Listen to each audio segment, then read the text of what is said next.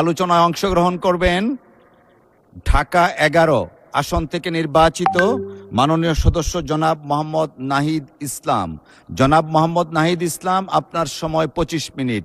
ধন্যবাদ আপনাকে। মাননীয় স্পিকার, আপনাকে ধন্যবাদ।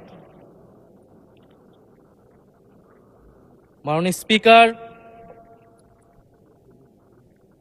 বক্তব্য ভেবেছিলাম শুরু করব অন্য বিষয় নিয়ে, কিন্তু আজকের অধিবেশনের দিনের আলোচনায় আমাদেরকে আরো বেশি অবাক করলেন মাননীয় অর্থমন্ত্রী।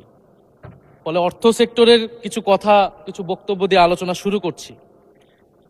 আমরা যখনই ব্যাংকিং খাত বা অর্থ সেক্টরের আর্থিক খাতের কথা আসে, মাননীয় অর্থমন্ত্রী একটা বাক্যই বারবার বলেন যে বিএনপির সময়ে এরকম কোনো রেকর্ড নাই যে আর্থিক খাতে বিশৃঙ্খলা হয়েছে।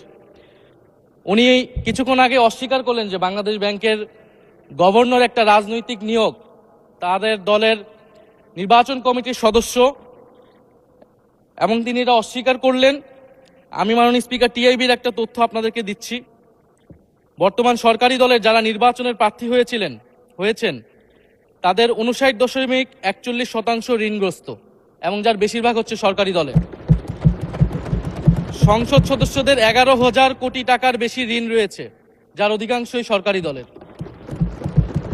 এদের অধিকাংশই ঋণ খেলাপি ছিলেন, নির্বাচনের আগে কিছু টাকা ঋণ দিয়ে পুনঃতফসিল করে নিয়েছেন।